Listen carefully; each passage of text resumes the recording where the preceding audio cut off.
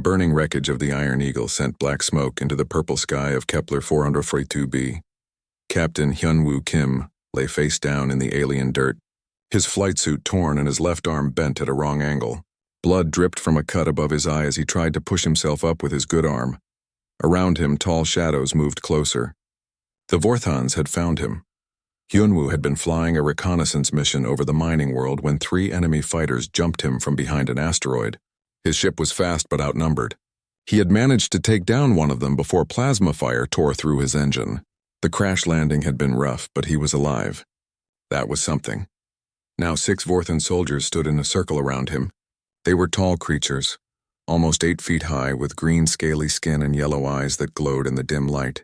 Their armor was sleek and black, with energy weapons that hummed with power. They looked down at the human pilot like he was an insect. Squad leader.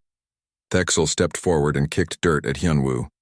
The alien's voice came through a translator device attached to his helmet. "Look what we have here. A human warrior." Thexel laughed, a harsh sound like metal scraping stone. "Such a small and weak creature. How did your species ever learn to fly between the stars?" Hyunwoo said nothing. He slowly moved to sit up, keeping his broken arm close to his chest. His training had taught him to stay quiet and observe. Learn about the enemy. Look for chances to escape or fight back.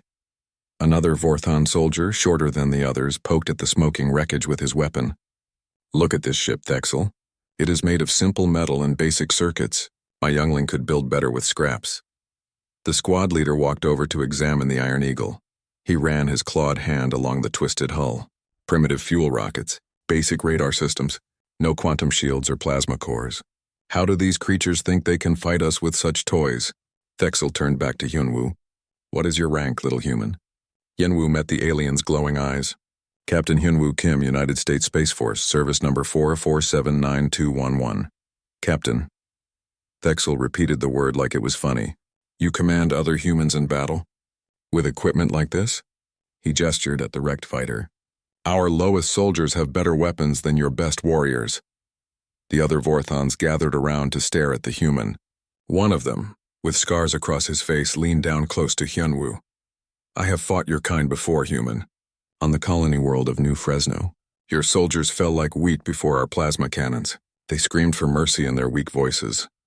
Another soldier joined in. "I was at the siege of Proxima Station. The humans there tried to hide behind metal walls. We melted through them in minutes. Their commanders surrendered like cowards when they saw our true power." Thexel pulled out a small device and pointed it at Hyunwoo. A beam of light scanned the human from head to toe. Numbers and symbols appeared on a small screen. "Fascinating," the squad leader said. "No armor plating under the skin. Bone density is pathetic. Muscle strength is barely adequate. How did evolution create such a fragile species?" The scarred soldier laughed. "Perhaps they never had real predators on their homeworld. They grew soft and weak." "Look at his weapon," said another, picking up Hyunwoo's sidearm from where it had fallen. "Chemical propellant. Metal projectiles. This is technology from 1,000 years ago. My ancestors used better weapons." Thexel examined the pistol with amusement. 9 rounds in the magazine. Each bullet travels at perhaps 800 meters per second. Our personal shields can stop a dozen such shots without any power drain. Hyunwoo watched and listened. These aliens were confident, maybe too confident. They saw his gear as primitive, but they were making mistakes. They had not searched him completely. His emergency beacon was still working in his suit pocket. The small device was broadcasting his location on frequencies the enemy did not know about. Also, they had not taken his survival knife. It was hidden in his boot under a false panel. The weapon was made of materials that would not show up on basic scans. Sometimes the old ways were better than new technology. "What should we do with this one?" asked the scarred soldier. "Kill him here or take him back to base?" Thexel considered this. "Commander Veltar will want to see a live human. We have heard stories, but few of us have seen one of these creatures up close. This one might have useful information about human military plans." What information could he have? The shortest Vorthon soldier kicked at the wreckage again. "Their whole fleet is obsolete. Their weapons are toys. Their tactics are simple and predictable. There is nothing to learn from such inferior beings." Thexel nodded but held up a clawed hand. "Perhaps. But the commander enjoys studying primitive species. This human will amuse him before we dispose of it." The squad leader spoke into a communication device on his wrist. Strange alien words came out in rapid bursts. After a moment, he received a reply and smiled, showing rows of sharp teeth. "The transport will arrive soon," he told his soldiers. "Bind the creature. Make sure it cannot escape or harm itself. Command wants it delivered alive and conscious." Two soldiers moved toward Hyunwoo with energy restraints. The cuffs glowed with blue light and looked strong enough to hold a much larger being than a human. As they approached, Hyunwoo noticed something interesting. The Vorthans moved like they expected no resistance. They did not keep their weapons ready. They treated him like a broken animal, not a trained soldier. That was their second mistake. But Hyunwoo stayed still as they put the restraints on his wrists and ankles. The energy fields were tight but not painful. His broken arm throbbed, but he showed no sign of discomfort on his face. "There," said one of the soldiers. "The human is secured. It cannot run or fight now." Thexel looked at the bound pilot with satisfaction. "Soon you will meet others of my kind, little human. They will be very interested to examine such a primitive creature. Perhaps we will learn how your species survived long enough to leave your birth world." In the distance, the sound of approaching engines grew louder. The Vorthan transport was coming. Hyunwoo would soon be taken to their base deeper into enemy territory, but he was not afraid. His beacon was still transmitting.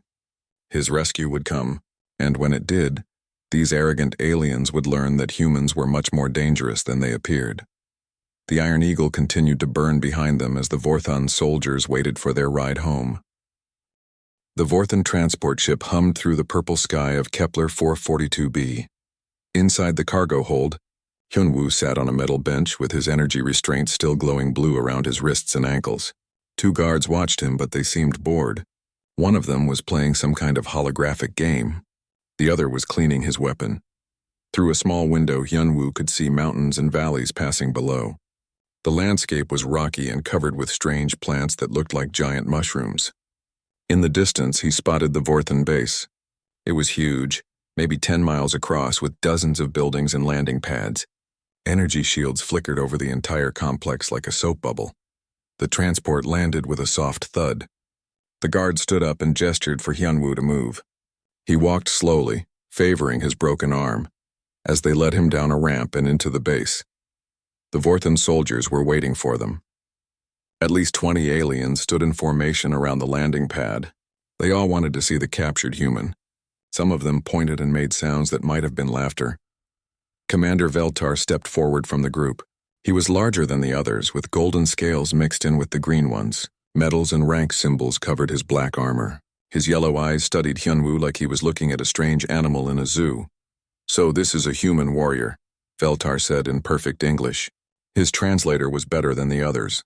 "I have heard many stories about your species, but this is my first chance to see one alive." The commander walked in a circle around Hyunwoo, examining him from every angle. Bipedal locomotion, binocular vision, soft skin with no natural protection. Muscle development is adequate but not impressive. "How tall are you, creature?" 6 feet 1 inch, Hyunwoo answered. "Primitive measurements," Veltar laughed. "Your species still uses body parts to measure distance. We abandoned such crude methods centuries ago." One of the other officers, a female with blue markings on her neck, stepped closer. "Commander, shall we take detailed scans of the specimen?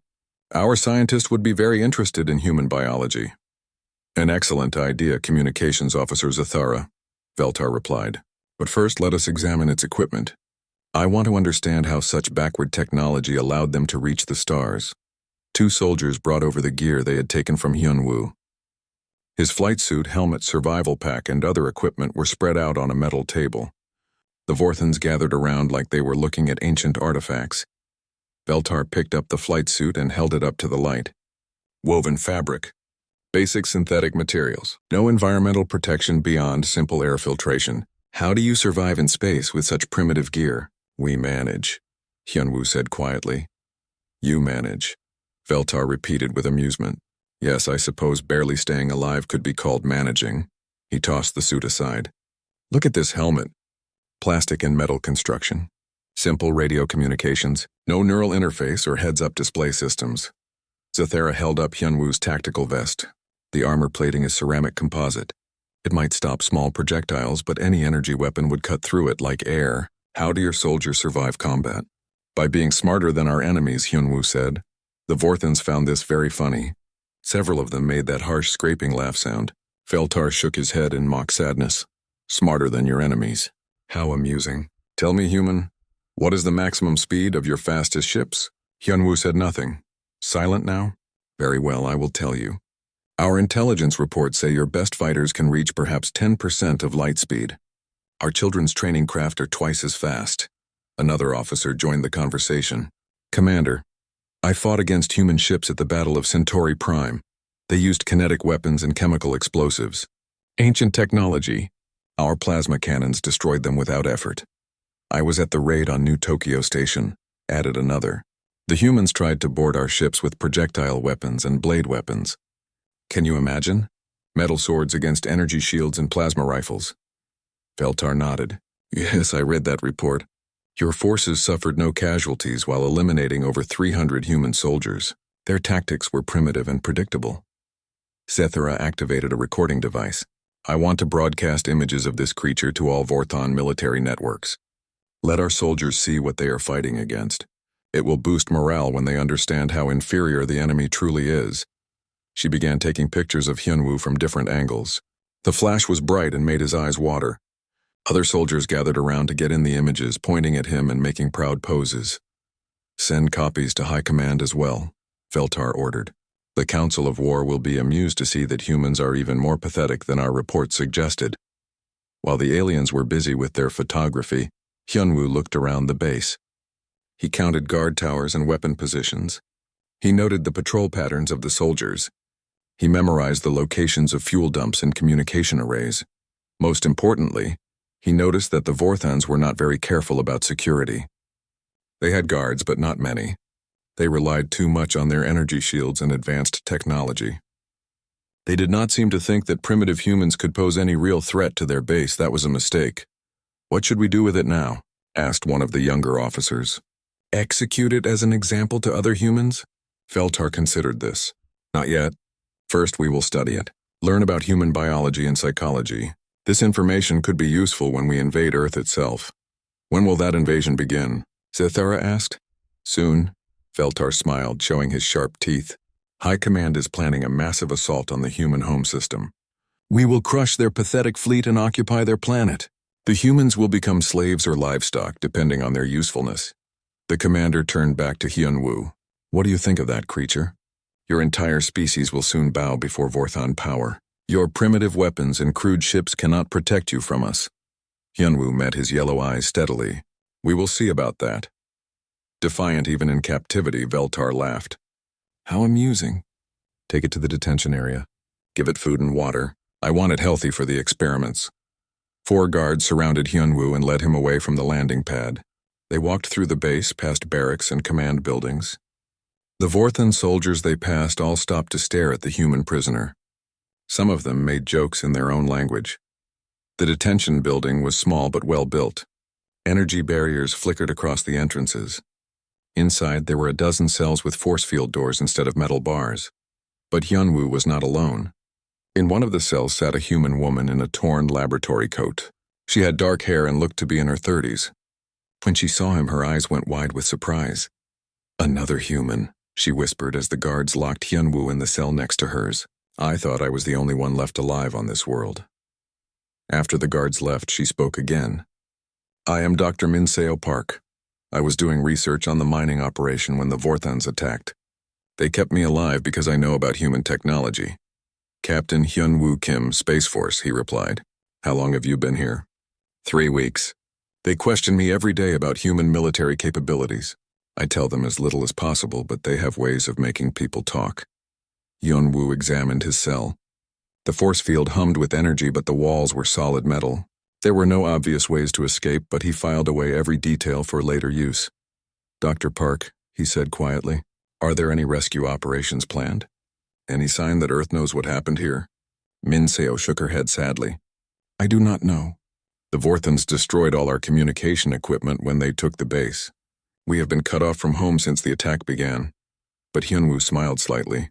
His emergency beacon was still hidden in his suit. If his people were looking for him, they would find him soon. And when they did, these arrogant aliens would learn that humans were far more dangerous than they appeared. The Vorthons thought they had captured a broken pilot and a helpless scientist. They had no idea that they had just made the biggest mistake of their lives. Admiral Jae-sung Lee stood in the command center of Earth Defense Headquarters, watching the enemy broadcast on the main screen. The images showed Captain Hyun-woo Kim surrounded by tall alien soldiers who pointed at him and laughed. The Vorthan commander spoke in broken English about how primitive and weak humans were. "Turn it off," Admiral Lee said quietly. His staff could see the anger in his eyes. Colonel So-young Choi stepped forward. "Sir, this broadcast has been sent across the entire Vorthan Empire. They are using Captain Kim as propaganda to show how superior they think they are." "How many people have seen this?" Lee asked. "Intelligence estimates at least 50 billion Vorthans across 200 worlds. They are treating our soldier like a zoo animal." Admiral Lee clenched his fists. Hyun-woo Kim was not just any pilot. He was one of Earth's best, a decorated veteran who had volunteered for the most dangerous missions. More importantly, he was testing humanity's newest prototype fighter when he was shot down. "What do we know about his condition?" Lee asked. "The medical team analyzed the footage," replied Dr. Taemin Chun, the base physician. "He has a broken left arm and minor cuts, but nothing life-threatening. He appears alert and aware of his surroundings." "Good. And his mission status?" Colonel Choi pulled up classified files on her tablet. Captain Kim was flying the Iron Eagle prototype on a deep reconnaissance mission. "The ship contains our latest stealth technology and experimental weapon systems." "Did the enemy recover the technology?" "Unknown, sir. But Captain Kim's emergency beacon is still transmitting. The signal is weak, but we can track his location." Admiral Lee walked to the large map that showed the galaxy. Red markers indicated Vorthan territory, while blue showed human space. Kepler 442b was deep in enemy territory, hundreds of light years from the nearest human base. "A rescue mission that far into Vorthan space would be suicide," said General Woo Jin Park, the head of military operations. "We would lose more people trying to save one man." "That one man has information about our most advanced technology," Lee replied. "If the Vorthans break him, they will learn secrets that took us decades to develop." Colonel Choi cleared her throat. "Admiral, there is something else. Our intelligence division has been studying Vorthan military doctrine for months. We believe they have a critical weakness." Lee turned to face her. "Explain. They are overconfident. Every battle report shows the same pattern. Vorthan commanders assume human forces will use predictable tactics with inferior weapons. They do not prepare for unexpected strategies. Are you suggesting we can use their arrogance against them?" "Yes, sir. Major Dong-hyun Kang has been developing new assault tactics specifically designed to exploit Vorthan overconfidence. His team has trained for months on similar scenarios. Admiral Lee knew Major Kang well. He was Captain Kim's former squadron mate and closest friend. If anyone could bring Hyun-woo home, it would be him. "Brief me on this new tactic," Lee ordered. Colonel Choi activated the holographic display. Three-dimensional images showed Vorthan bases and human assault teams moving through them like ghosts. "The key is misdirection," she explained. "Vorthan sensors are designed to detect advanced technology. Ships with quantum drives, plasma weapons, energy shields. They are not calibrated for older human technology. Older technology, chemical rockets, kinetic weapons, basic electronics. The equipment they think is primitive and harmless. Major Kang's team has been training with gear that looks obsolete, but is actually highly effective against Vorthan defenses." General Park frowned. "You want to send our best soldiers into battle with inferior weapons?" "Not inferior," Choi corrected. "Different. The Vorthans expect us to attack with our newest ships and strongest weapons. They will be prepared for plasma cannons and quantum torpedoes. They will not be ready for old-fashioned explosives and projectile weapons." Admiral Lee studied the tactical display. "What about their energy shields?" "That is the beautiful part," Choi smiled. "Vorthan shields are designed to stop high-energy attacks. Plasma bolts, laser beams, particle weapons. But they are not very effective against simple kinetic projectiles moving at high velocity." "You mean bullets?" "Yes, sir. Bullets, grenades, rockets with conventional warheads. The same weapons they have been laughing at for months." Lee walked around the holographic display, examining it from different angles. The plan was risky, but it had potential. More importantly, it would send a message to the galaxy that humans were not as weak as they appeared. "Who would lead this mission?" he asked. "Major Dong-hyun Kang, as I mentioned. His team includes Sergeant First Class Yoo-jin Nam, our best demolitions expert, and Corporal Junho Lim. a communications specialist who has been monitoring Vorthan frequencies for 2 years. How would they get to Kepler 442b without being detected? Colonel Choi highlighted several routes on the star map. We send them in an old freighter. No military markings, no advanced technology, minimal energy signature. The Vorthans will see it as another primitive human cargo ship. And once they reach the planet, they use the same approach. Basic equipment, simple tactics, nothing that would trigger Vorthon security protocols. They land away from the main base and infiltrate on foot. Admiral Lee was quiet for several minutes, thinking through all the possibilities. Finally, he made his decision. Colonel Choi, I want you to work with Major Kang on detailed mission planning. General Park, prepare a diversionary attack on Vorthan shipping lanes to draw their attention away from Kepler 442b. Sir, General Park said carefully, if this mission fails, we could lose our best special operations team along with Captain Kim. And if we do nothing, Lee replied, we lose our most advanced technology and one of our finest pilots. Worse, we let the enemy think humans are weak and helpless. He turned back to the screen that still showed images of the Vorthon propaganda broadcast. These aliens think they can humiliate us with impunity. They believe humans are primitive creatures who pose no real threat. Admiral Lee's voice grew hard. It is time to teach them how wrong they are. 2 hours later, Major Dong-hyun Kang stood in the briefing room with his team. They had been told only that they were going on a rescue mission deep in enemy territory. Now they learned the full scope of what they were being asked to do. This is a suicide mission, Sergeant Nam said bluntly after reviewing the plans. Maybe, Kang replied. But Hyunwoo would do the same for any of us. Besides, Command thinks we have a real chance of success. Corporal Lim studied the intelligence reports on Vorthan base security. Their patrols are light. They rely too much on automated systems and energy barriers. If we can get inside their perimeter, we might be able to move around freely. The key is staying invisible, Kang explained. We use equipment that their sensors will ignore. We move like civilians, not soldiers. We make them think we are just another group of primitive humans who stumbled onto their world. Until we start shooting, Nam added with a grin. Until we start shooting, Kang agreed. Then we show them what primitive humans can really do. The team spent the next 3 days preparing for the mission. They studied Vorthon architecture, learned basic words in the alien language, and practiced moving through mock-ups of enemy bases.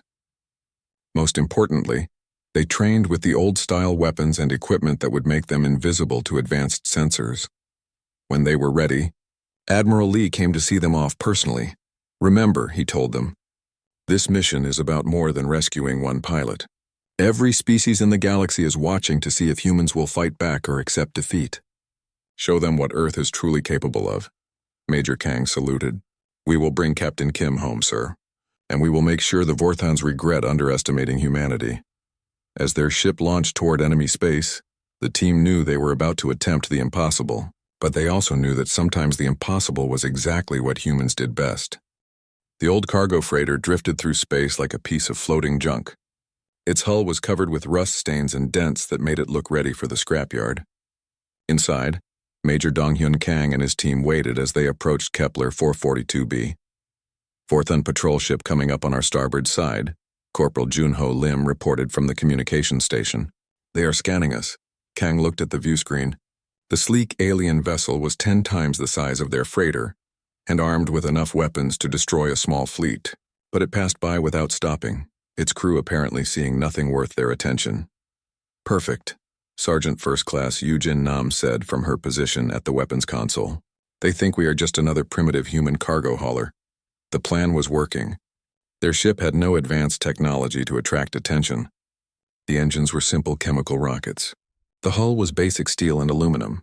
Even the life support systems used technology that was decades old by human standards. To Vorthon sensors, they looked completely harmless. Beginning our approach to the planet, Lim announced, I am picking up massive energy signatures from the main base. They have at least 50 ships in orbit and hundreds more on the ground. Kang studied the tactical display. The Vorthon base was enormous, much larger than Earth intelligence had estimated. Energy shields covered the entire complex like a glowing dome. Weapon batteries dotted the perimeter, ready to destroy anything that came too close. Look for a landing site away from the main installation, he ordered. Somewhere we can set down without being noticed. Lim worked his controls, scanning the planet's surface. There is a mining facility about 20 miles south of the military base. It appears to be abandoned. Take us down there. The freighter descended through the purple atmosphere of Kepler 442b. Below them, strange alien vegetation covered rocky hills and valleys. In the distance, they could see the glow from the Vorthon base lighting up the sky like a small city. They landed in the ruins of the old mining station without incident. The place had been abandoned for months, maybe years.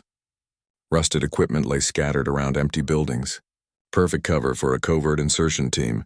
Gear up, Kang ordered. We move out in 10 minutes. The team put on their equipment with practiced efficiency. Instead of advanced battle armor, they wore simple camouflage uniforms that would blend into the landscape. Their weapons were basic projectile rifles, grenades, and explosives that looked decades out of date. But looks could be deceiving. Every piece of equipment had been specially modified for maximum effectiveness against Vorthon technology. The bullets were designed to penetrate energy shields. The explosives contained compounds that would disrupt alien electronics. Even their communications gear had been hardened against enemy jamming. Remember the plan, Kang said as they prepared to leave the ship. We are not trying to fight the entire Vorthon garrison. We get in, find Captain Kim and Dr. Park, and get out. Speed and stealth are more important than firepower. Nam checked her demolition charges one more time. What about the diversionary attack? When does that begin? General Park's fleet should be hitting Vorthon shipping lanes in about 6 hours. That will draw most of their mobile forces away from this system. Lim adjusted his communications equipment. I will monitor enemy frequencies and try to jam their internal communications when we begin the assault. The team left their ship and began the 20-mile trek to the Vorthon base. They moved carefully through the alien landscape, staying low and avoiding open ground where they might be spotted by patrol aircraft. It took them 4 hours to reach the outer perimeter of the enemy installation. From a hilltop overlooking the base, they could see the full scope of what they were up against. It is bigger than we thought, Nam whispered, looking through her binoculars. I count at least 2,000 soldiers down there, maybe more. Kang studied the base layout through his own scopes. There, the detention building. Third structure from the main command center. That is where they will be holding our people. How do we get past all those guards? Lim asked. The same way we got past their patrol ships, Kang replied. We use their overconfidence against them. He pointed to a section of the perimeter where the energy fence seemed less heavily guarded. Their security is designed to stop advanced human military units with plasma weapons and quantum drives. They are not expecting 3 people with rifles and backpacks. The team worked their way closer to the base, moving during shift changes when the guards were distracted. As they got nearer, they could see that Kang was right. The Vorthon security was impressive but not perfect. It had gaps that trained infiltrators could exploit. Their patrols follow predictable patterns, Nam observed. Same routes, same timing. They do not expect anyone to actually try to break in. Why should they? Lim added. As far as they know, humans do not have the technology or the courage for deep penetration missions. At sunset, they made their move. The base's energy sensors were calibrated to detect high-tech equipment, so their basic gear registered as background noise. Motion detectors looked for vehicles and aircraft, not people on foot. One by one, they slipped through the outer defenses and into the base itself. Moving through the Vorthon installation was like walking through a city. Buildings rose all around them, connected by walkways and transport tubes. Alien soldiers moved back and forth on various duties, but none of them paid attention to 3 figures in dark clothing who stayed in the shadows. The detention building is 2 blocks ahead. Kang whispered into his throat microphone. I can see guards at the main entrance, but the building seems lightly defended. That makes sense, Nam replied. They probably think their energy barriers are enough to keep prisoners contained.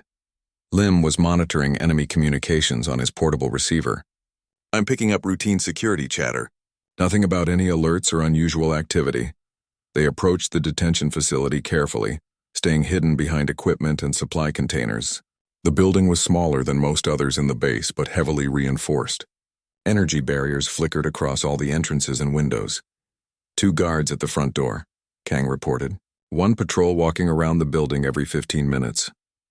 I can take out the electronics, Nam said, pointing to a junction box on the side of the building.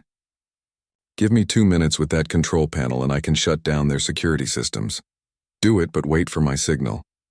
Lim, get ready to jam their communications when the shooting starts. Nam moved like a ghost through the shadows, reaching the control panel without being seen. She attached a small device to the alien electronics and began working with tools that looked primitive, but were incredibly effective. Meanwhile, Kang and Lim positioned themselves to deal with the guards. Their weapons were loaded with special ammunition designed to penetrate Vorthon armor and energy shields. Guards eliminated. Kang whispered into his microphone. Nam, cut the power. The detention building went dark as its energy barriers failed. Emergency lighting came on a few seconds later, but by then the rescue team was already inside. They found Captain Kim and Dr. Park in cells on the second floor. Both prisoners looked surprised to see humans in combat gear appear in their supposedly escape-proof prison. Hyun-woo, we are getting you out of here, Kang said as he used a small charge to break the lock on the cell door. How did you get past their security? Kim asked, hardly believing what he was seeing. The same way we are going to get out, Kang replied with a grin, by being too primitive for them to take seriously. Dr. Park gathered her few belongings quickly. There are other human prisoners in the lower levels. Scientists and civilians from the mining operation. We will get them too, Kang promised. But first we need to send a message. Nam was already planting charges throughout the detention building. But these were not random explosives. Each one was carefully placed to create maximum confusion and demonstrate that the supposedly primitive humans could strike anywhere they wanted. Lim, start jamming their communications, Kang ordered. I want them confused and unable to coordinate their response. As they freed the other prisoners, alarms began sounding throughout the base. The Vorthons had finally realized they were under attack, but they still did not understand what they were facing. This is impossible. They could hear alien voices shouting in the corridors. How did primitive humans penetrate our defenses? Their weapons are not showing up on our scanners, another voice replied in panic. We cannot track them. Kang smiled as he led the rescued prisoners toward their escape route. The Vorthons were learning that sometimes the old ways were the best ways, and they were about to learn that humans were far more dangerous than they had ever imagined. The Vorthon base erupted into chaos as more alarms blared through the night air.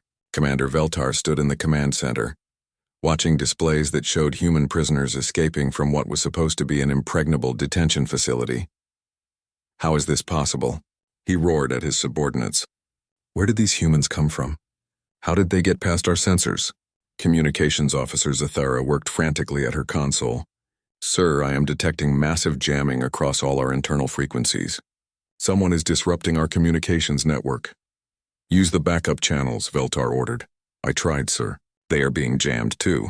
Whoever is doing this knows our systems very well.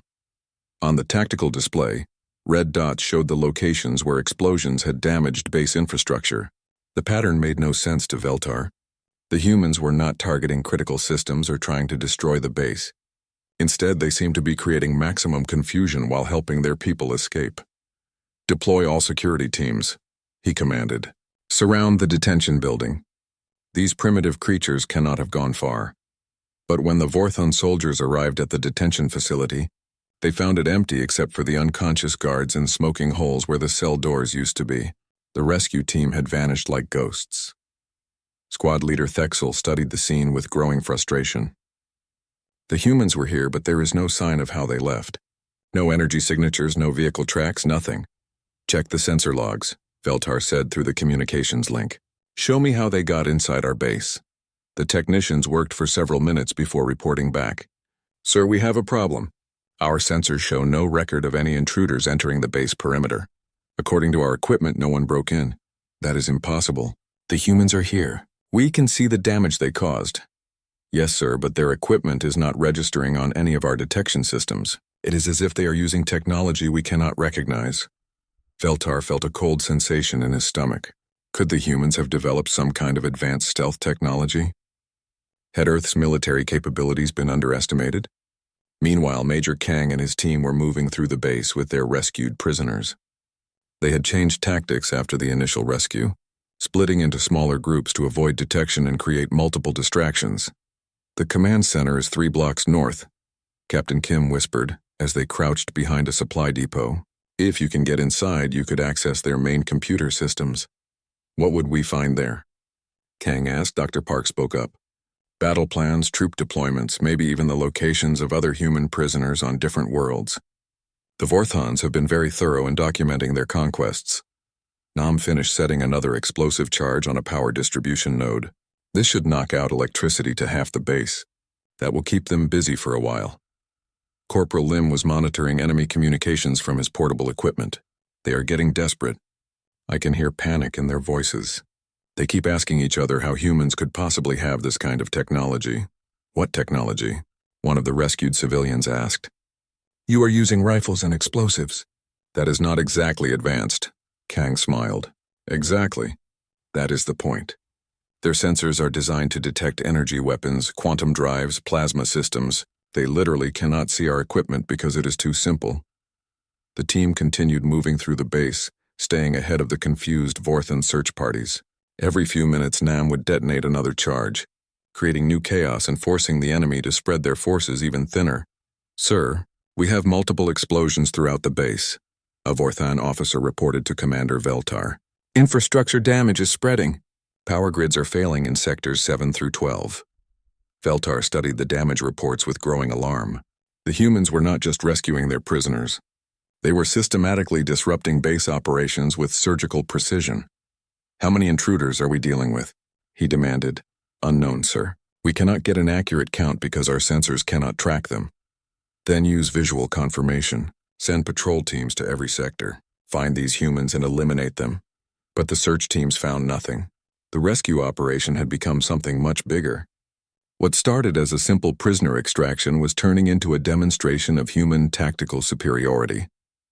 In the command center, Lim had successfully hacked into the Vorthon computer network using equipment that looked like primitive electronics, but contained some of Earth's most advanced infiltration software. I am downloading their military database, he reported. This includes battle plans for attacks on human colonies, troop positions, and strategic assessments. How long do you need? Kang asked. 5 more minutes for the complete download. Captain Kim was studying the Vorthon tactical displays. Look at this. They have been planning a massive invasion of the Sol system. 300 ships, maybe more. Dr. Park pointed to another screen, and there are human prisoners on at least a dozen different worlds. Scientists, soldiers, civilians. The Vorthons have been capturing our people for months. Copy everything, Kang ordered. This intelligence will be invaluable back home. As Lim worked, Nam continued her demolition campaign. Her charges were not random. Each explosion was carefully calculated to maximize confusion, while herding the Vorthon defenders into predictable positions. They are responding exactly as we hoped, she reported, moving troops away from critical areas to chase shadows. Their command structure is breaking down. Commander Veltar was beginning to realize that his forces were being played. The humans were not just rescuing prisoners or trying to escape. They were making the entire Vorthon military look incompetent. Cancel the search operations, he ordered reluctantly. Pull all units back to defensive positions around critical facilities. But it was too late. The damage to Vorthon pride was already done. Communications officer Zathera looked up from her console with an expression of horror. Sir, the humans are broadcasting live footage of their operation. They are showing our forces being confused and outmaneuvered by primitive weapons. What? Veltar rushed to her station. On the screen, he could see recordings of Vorthon soldiers running around in panic, while human commandos moved through the base like they owned it. The footage was being transmitted on frequencies that reached across the galaxy. Turn it off, he shouted. I cannot, sir. They have taken control of our communications array. Every species in this sector is watching Vorthon military forces being defeated by humans with rifles and grenades. The truth hit Veltar like a physical blow. This was not about rescuing a few prisoners. This was psychological warfare on a massive scale. The humans were proving to the entire galaxy that the supposedly invincible Vorthon Empire could be beaten by inferior technology and superior tactics. Download complete, Lim announced. We have everything we need. Kang gathered his team for the final phase of the operation. Time to go home. Everyone to the extraction point. But as they prepared to leave, Captain Kim had one more suggestion. Major, there is something we should do before we go. Something that will really send a message. What did you have in mind? Kim pointed to the main communications array. That antenna broadcasts to the entire Vorthon Empire. If we could leave our own message before departing, Every alien in their territory would see it. Kang considered this. It was risky, but the psychological impact would be enormous. Do it. Lim quickly reprogrammed the communication system while Nam prepared charges to destroy the equipment after they were finished. In minutes, a new message was broadcasting across Vorthon space. The transmission showed Major Kang standing in the Vorthon command center, surrounded by rescued human prisoners and damaged alien equipment. "This is Major Donghyun Kang of Earth Defense Forces," he said calmly into the camera. "We came here to rescue our people. We found them, we freed them, and we are taking them home. But we also found something else." He gestured to the intelligence data scrolling across alien computer screens. "We found your invasion plans. We found the locations of your bases. We found evidence of your crimes against humanity." Kang's voice grew hard. "You thought humans were primitive. You thought we were weak. You were wrong. We are taking this information back to Earth, and we will use it to protect our worlds from your aggression." The camera panned across the chaos of the Vorthon base, showing confused alien soldiers and sparking electronics. "Let this be a lesson to the galaxy," Kang concluded. "Humanity does not start fights, but we finish them. And we never ever abandon our own." The transmission ended as Nam's charges destroyed the communications array. The rescue team disappeared into the night, leaving behind a Vorthon base in complete disorder and an empire with a severely damaged reputation. Commander Veltar sat in his damaged command center, staring at blank screens and dead communications equipment. In one night, a handful of humans with primitive weapons had accomplished what an entire enemy fleet could not. They had made the Vorthon Empire look weak. The old cargo freighter lifted off from Kepler 442b, just as the first rays of the alien sun painted the purple sky orange and gold. Behind them, the Vorthon base still burned in several places, with emergency crews working to repair the damage from the night's raid. Major Kang sat in the pilot's seat, guiding their ship away from the planet while Vorthon fighters scrambled to intercept them. But the enemy pilots were confused and disorganized. Their communications were still jammed, their sensors couldn't track the primitive human vessel, and their commanders were too embarrassed to coordinate an effective response. 3 enemy fighters approaching. Sergeant Nam reported from the weapons station. "They do not seem to know what they are looking for." "Let them come," Kang replied calmly. "They still think we are just another cargo hauler." The Vorthon ships passed within a few hundred meters of the freighter, their pilots scanning for advanced human military vessels. They never considered that the rusty old transport might be carrying the commandos who had just humiliated their entire base. In the passenger compartment, Captain Kim and Dr. Park were helping the other rescued prisoners get settled for the long journey home. There were 12 humans total, including scientists, miners, and support staff who had been captured during various Vorthon raids. "I still cannot believe you got us out of there," Dr. Park said as she bandaged a minor injury on one of the civilians. "The Vorthons kept telling us that no rescue would ever come. They said Earth had abandoned us." "Earth never abandons its people," Kim replied firmly. "It just sometimes takes us a while to figure out how to get to you." Corporal Lim looked up from his communications equipment. "Major, I'm receiving a priority transmission from Earth Defense Command. Admiral Lee wants to speak with you directly." Kang activated the secure communication channel. Admiral Lee's face appeared on the small screen and he looked both relieved and proud. "Major Kang, report your status." "Mission successful, sir. All prisoners recovered, no casualties on our side. We are en route to the rendezvous point with valuable intelligence data." "Outstanding. How did the enemy respond to your operation?" Kang smiled. "About as well as we expected, sir. They are confused, embarrassed, and very angry. I do not think they will be underestimating human capabilities anymore." "Good. General Park's diversionary attacks have been successful as well. We hit 6 Vorthon supply convoys and destroyed a communications relay station. Combined with your operation, we have sent a clear message to the galaxy." The transmission was interrupted by excited voices in the background on Earth. Admiral Lee turned to listen, then looked back at the screen with satisfaction. "Major, you should know that your broadcast from the Vorthon base has been received across half the galaxy. Intelligence reports that other species are already responding to the footage." "What kind of response, sir?" "The Centauri Republic has announced they are reconsidering their neutrality pact with the Vorthon Empire. The Rigel Trade Federation is asking for military cooperation agreements with Earth.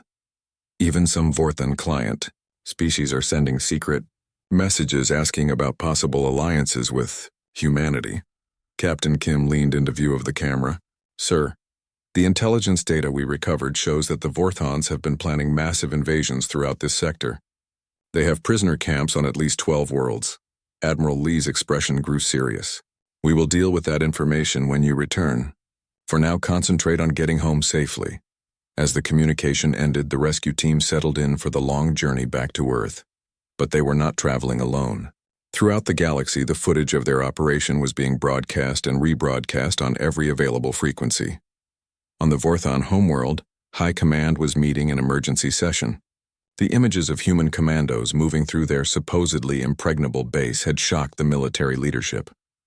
This is a disaster, declared War Leader Karnath, the Supreme Commander of Vorthon forces. How do we explain to our people that primitive humans defeated our best security systems? Perhaps they are not as primitive as we believed, suggested Intelligence Director Morvac. Their equipment appeared basic but was clearly more effective than our assessments indicated. Are you saying our intelligence was wrong? I am saying we may have been looking at human technology the wrong way. We assumed that simple meant inferior.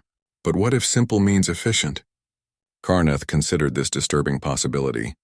What do our analysts say about the human rescue operation? Morvac activated a holographic display that showed the timeline of the raid. They used a cargo vessel to avoid detection. Basic weapons that our sensors could not track.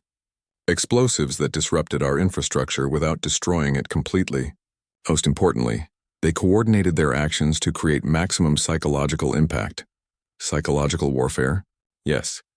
They could have simply rescued their prisoners and left quietly.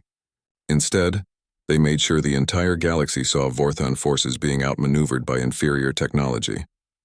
The damage to our reputation may be worse than any military defeat. Meanwhile, in the neutral zone between human and Vorthon space, representatives from dozens of species were holding emergency meetings. The footage from Kepler 442b had changed everything. Ambassador Terrell of the Centauri Republic spoke to his council via quantum link. The humans have proven that the Vorthon Empire can be defeated. Their methods were unconventional but highly effective. Should we reconsider our neutrality agreement? Asked a council member. I think we must. If a handful of human soldiers can cause this much damage to a Vorthon base, what could a full alliance with Earth accomplish? Similar conversations were taking place throughout the galaxy. Species that had been afraid to oppose Vorthon expansion were suddenly seeing new possibilities. The humans had shown that the Empire was not invincible. Back on Earth, Admiral Lee stood in the Situation Room, watching intelligence reports pour in from across known space. The rescue mission had accomplished far more than anyone had hoped. Sir, we are receiving formal requests for military assistance from 18 different worlds, Colonel Choi reported. The Rigel Federation wants to discuss joint defense agreements. Even some Vorthon colonies are asking for protection if they declare independence. What about the enemy response? Lee asked. Vorthon forces are pulling back from several forward positions. They appear to be consolidating their defenses around core systems. Our intelligence suggests they are preparing for a much longer conflict than they originally planned. General Park joined the conversation. Admiral, there is something else. Captain Kim's emergency beacon led us to discover a network of similar signals from other missing personnel. We may be able to locate and rescue hundreds of captured humans. Admiral Lee studied the star charts that showed potential rescue targets throughout Vorthon space. Prepare additional teams. We are going to bring our people home. 3 weeks later, the cargo freighter carrying Major Kang's team finally reached Earth. They were met by a hero's welcome, but more importantly, they were met by teams of intelligence analysts eager to study the data they had recovered. The information proved even more valuable than expected.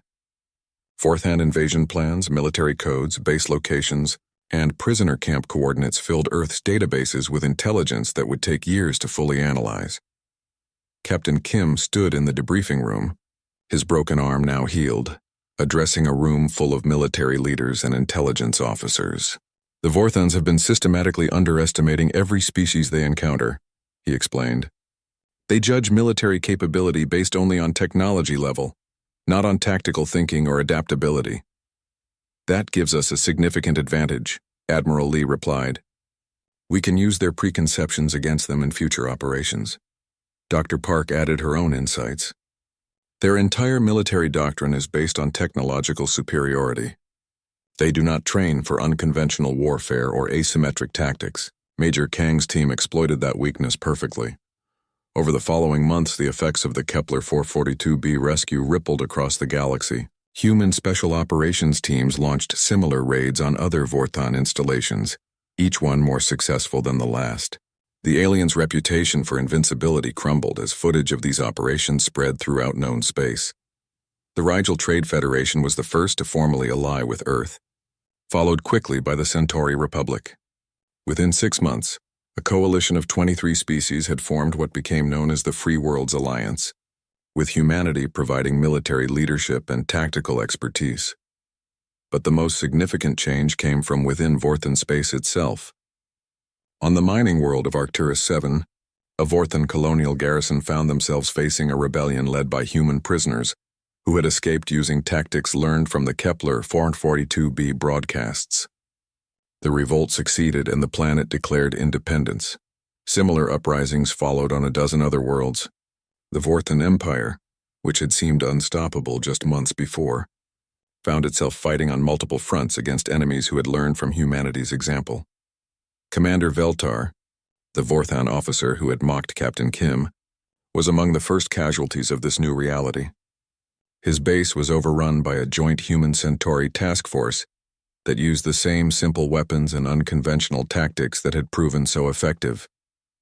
He died still not understanding how primitive enemies had defeated his advanced forces. The final scene took place 1 year after the original rescue mission. Major Kang, now promoted to colonel, stood on the bridge of humanity's newest warship, the USS Resilience. But unlike other human vessels, this one was deliberately designed to look crude and outdated from the outside, while containing the most advanced technology Earth had ever developed. Vorthon patrol ship approaching, his communications officer reported. They are demanding identification. Send them our registration, Kang ordered with a smile. Let them think we are just another primitive human cargo hauler. The Vorthon ship moved closer, its crew probably laughing at the ugly human vessel. They had learned nothing from their recent defeats. They still believed that appearance determined capability. Sir, we are receiving a message from Admiral Lee, the communications officer announced. Operation Homecoming is authorized to begin. Colonel Kang nodded. Operation Homecoming was the largest rescue mission in human history, designed to free every captured human in Vorthon space. Over 100 ships were participating, all of them disguised as harmless civilian vessels. Signal the fleet, Kang ordered. It is time to bring our people home. As the USS Resilience and her sister ships moved deeper into enemy territory, the Vorthons paid them no attention. After all, they were just primitive humans with obsolete technology. What possible threat could they pose? The answer to that question would become clear soon enough. The galaxy was about to learn that humanity's greatest strength was not their technology or their weapons. It was their refusal to accept defeat, and their absolute commitment to never leaving anyone behind. The Vorthon Empire had made the mistake of underestimating humans once. They would not get a chance to make that mistake again.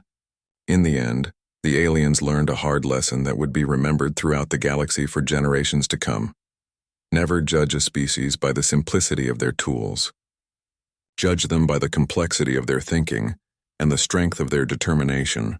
Humanity had won not through superior firepower or advanced technology, but through superior strategy, unbreakable loyalty, and the courage to fight impossible odds for the sake of their own people. The message was clear to every species in known space. Earth's children were not primitive creatures playing at war. They were the most dangerous warriors in the galaxy, and they were just getting started. 5 years had passed since the rescue at Kepler 442b, and the galaxy was a very different place. The Vorthon Empire, once the dominant power in this sector of space, had collapsed into civil war as dozens of client species declared independence. The Free Worlds Alliance now controlled nearly half of what had once been enemy territory. Admiral Jae-Sung Lee, now promoted to Supreme Commander of Allied Forces, stood in his office on the new space station called Unity 1. Through the massive windows, he could see ships from 23 different species working together in ways that would have been impossible Just a few years ago, a Centauri cruiser docked next to a human destroyer, while Rigel traders loaded supplies onto both vessels. Former Vorthon worlds that had joined the Alliance sent their own ships to participate in joint patrols and rescue operations. "Sir, the latest intelligence reports," Colonel So Young Choi said as she entered the office. She had been promoted to head of Allied intelligence and now coordinated information from across the galaxy. Lee reviewed the documents with satisfaction. The numbers told an amazing story. Over 3,000 human prisoners had been rescued from Vorthon camps. Hundreds of worlds had gained their freedom. Most importantly, the balance of power in the galaxy had shifted permanently. "What is the status of the remaining Vorthon forces?" he asked. "Fragmented and demoralized," Choi replied. "They control maybe 30% of their original territory. High Command has been trying to reorganize, but they face constant rebellions and defections. And their military doctrine? Completely changed.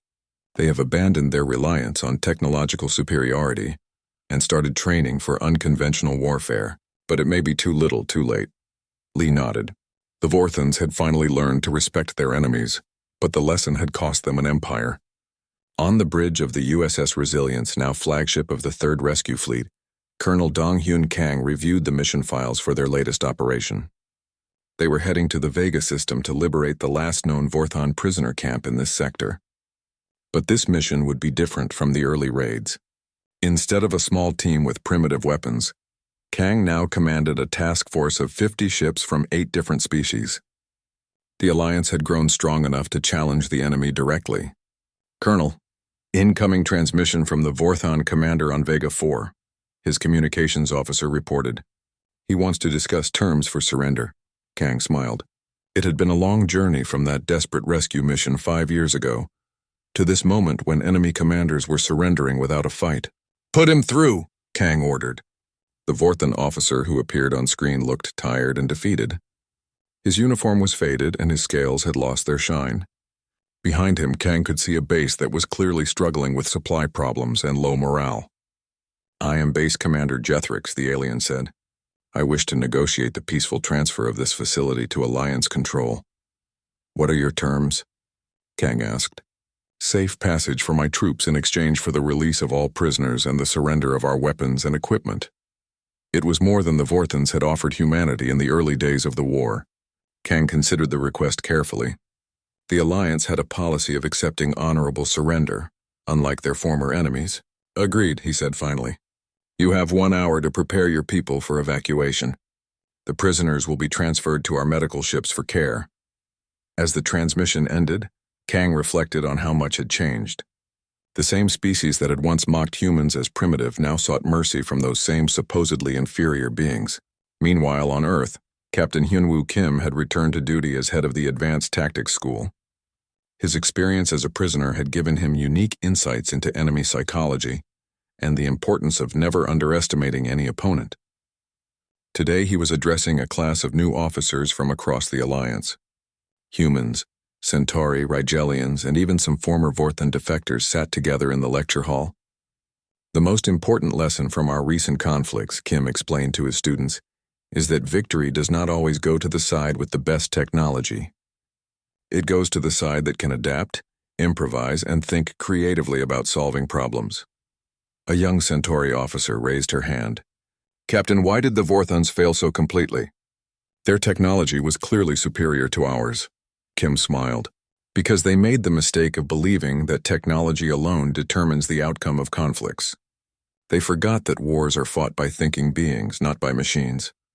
He activated a holographic display that showed the famous footage from the Kepler 442b rescue. "Watch how Major Kang's team moved through that base. They did not rely on advanced weapons or overwhelming firepower. They used intelligence, teamwork, and their enemy's own assumptions against them." Another student, this one a former Vorthon junior officer who had defected early in the war, spoke up. "Sir, I was taught that humans were primitive and weak. How did your species develop such effective tactics?"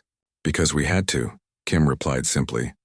"Throughout our history, humans have faced stronger enemies, harsher environments, and impossible odds. We survived by learning to be clever instead of just strong." The class continued for another hour, with students from across the galaxy learning the principles that had led to humanity's success. But the most important lesson was not about tactics or strategy. It was about the value of never giving up and never leaving anyone behind. After class, Kim walked to his office and found a message waiting from his old friend Major Kang. The rescue fleets had successfully liberated the Vega system, bringing home another 200 human prisoners along with thousands of other beings who had been enslaved by the Vorthons. But the message also contained troubling news.